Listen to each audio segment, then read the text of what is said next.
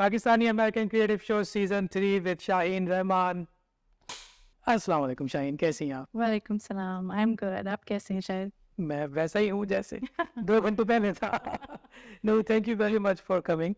और I think हमें 1-2 दफ़ा reschedule करना पड़ा, but I think that's perfectly fine because just like everybody else, right? Schedules have become crazy.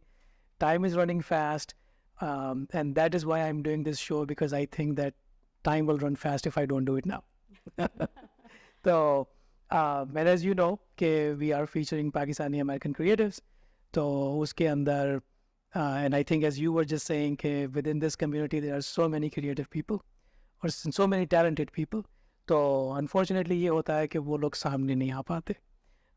So that's our 2 cents to kind of bring exposure to everyone, and उसमें बात करने में भी मज़ा आता है, लोगों को सुनने में भी मज़ा आता है. So it's going to be a very candid conversation if you don't mind. Yeah, absolutely. Thank you for inviting me and thank you for providing this platform to the creatives. Yeah. Thank you. So Shaheen, थोड़ा सा हमारी audiences को बताइए कि ये इब्रू art से आपकी मोहब्बत कब से शुरू हुई, वाटर कलर से कब से ये ख्याल आया, बचपन से था या जवानी में आके आया, या क्या इंस्पिरेशन थी, कहाँ से सीखा, क्लासेस ली, what was the journey? So, sure, a very interesting question. And first of all, I'm a proud Pakistani Canadian American. And also, I just want to share that I'm by formal training, I'm a scientist. After graduate school, I worked as a researcher with a team who was looking into plant genetics. So that's where my formal education comes from. Wow. And after I got married and had kids, my life changed a little bit, and I went into teaching because that was a more favorable schedule to have with kids at home. And it was somewhere in that time frame that I stumbled onto watercolors, just by coincidence. And I just fell in love with that medium, and I started painting plants because that was my first passion. And, that continued for many years, just as a hobby because I was still working in the sciences. And then I felt like my direction changed yet again when we took a trip as a family to the south of Spain. We went to places like Granada, saw the Alhambra, we saw the mosque and cathedral in Cordoba, the Alcazar Palace in Sevilla, and these are magical places. Absolutely. You stand in front of this beautiful architecture and artwork, and you're just in awe of the artists that created those. And I had always wanted to visit those places. Muslims were there for 400 years. What did those places look like? Right. So I came back from that holiday so inspired to capture the Islamic art that I had seen in those places. So then my focus shifted, and I think you have one of my pieces that shows one of the pillars from the Court of the Lions at the Alhambra. And then my journey continued with watercolors, and then one day I stumbled onto Ebru. Just like that, I was not looking for it. मुझे नहीं पता था Ebru क्या है, कभी नहीं सुना था इसके बारे में. तो but then I started taking some classes here in Houston, and it's just a mesmerizing art form. And the more I learned about its history and its significance in the Muslim world, the more I've fallen in love with it. And so that's where I am in my journey right now. Wow. So fascinating कि inspiration कहाँ से आ जाती है. And that's wonderful. That's wonderful. So, and I think soon after that, I don't know when it was that you went to Spain and came back, but I think our relationship started in 2018 when we did one of that event where your artwork was also featured in that, right? Yes, that's right. Yeah. So I was doing Ebru, and then soon after that, I stumbled upon not just Indus, but also Islamic Art Society. Right. And I think both of these organizations have inspired me because they're both celebrating my culture, my identity, who I am. And I think through both of them, I found a platform where I can share my art, where I can find artists who are, it feels like a family, you know, everybody's celebrating and practicing similar things. So yeah, it's been a joy. Wonderful so ये बताइए कि आजकल आप क्या कर रही हैं, क्या क्या प्रोजेक्ट्स आपने लिए हुए हैं, वो प्रोजेक्ट्स कहाँ से आपको मिले, उन प्रोजेक्ट के पीछे क्या इंस्पिरेशन थी, और do you decide you know कि मैं with in 1 year I'm going to do X, Y and Z things, yeah, is it more you just chance and things come to you and you decide to do those? So the thing with since I've been doing Ebru, so let me tell you share a little bit about Please. what the art form is. Please do. So As I understand, there aren't many Hebrew artists in the US to begin with. it's a fairly unknown art form. Right. And the more I've learned about it, the more I've fallen in love with it. So it was first discovered around the 15th century in Central Asia. So it's considered one of the Silk Road art forms because Silk Road pe sirf goods nahi exchange hote the. There was ample exchange of art and culture and ideas. Ideas, absolutely. You know, so along the Silk trade route, this art form made its way to the Indian subcontinent, then to Persia, and then to Turkey during the time of the Ottomans, end of 15th century, beginning of 16th century. And when it got to Turkey, it just flourished because Ottomans were such art lovers. Right. And the art of Ebru is basically painting on the surface of water.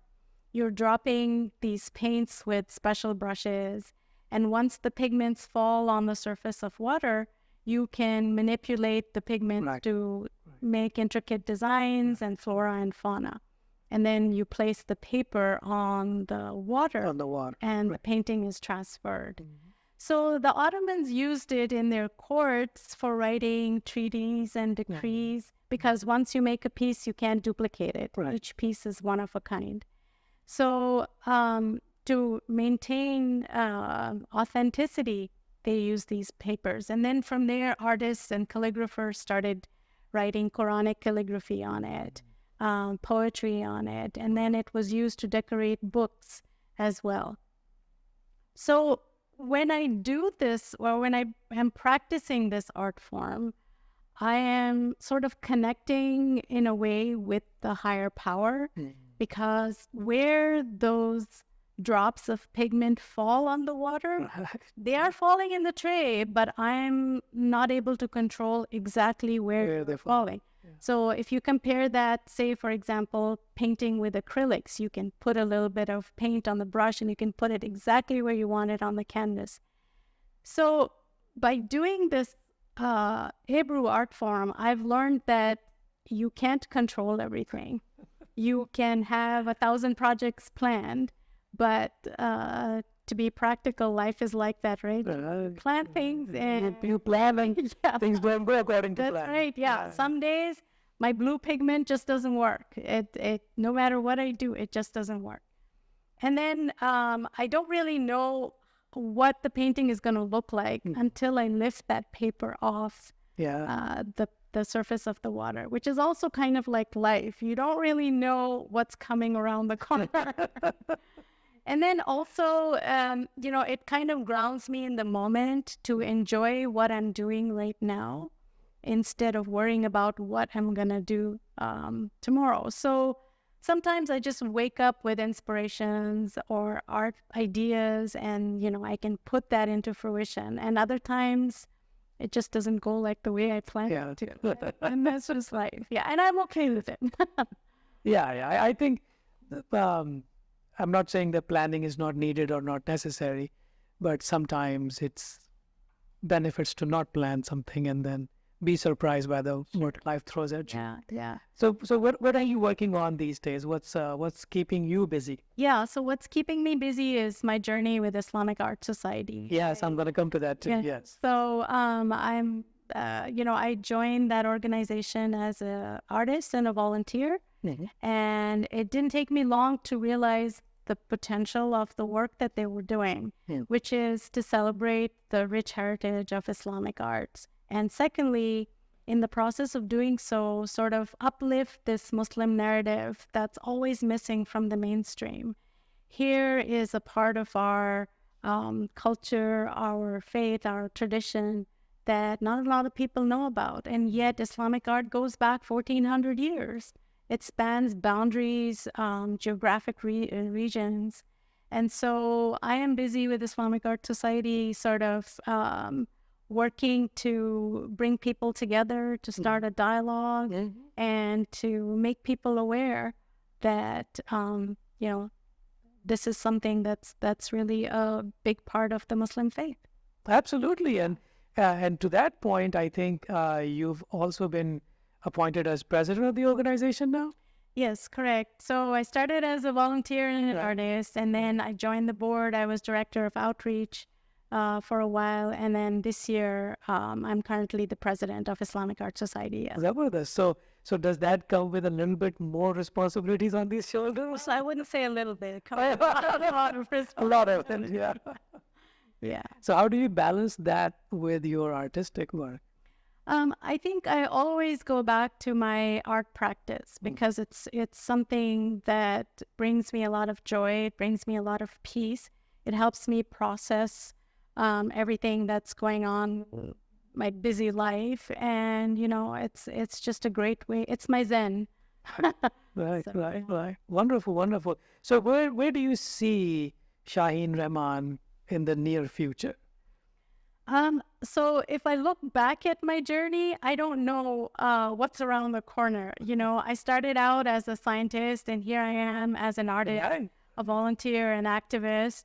And so, I think I'm just enjoying what I'm doing right now, and ready to give back to my community more if need be, and, just share my art practice with others, because again, it's a art form that's little known, and it holds significance, right. In art and culture of the Muslim faith and background.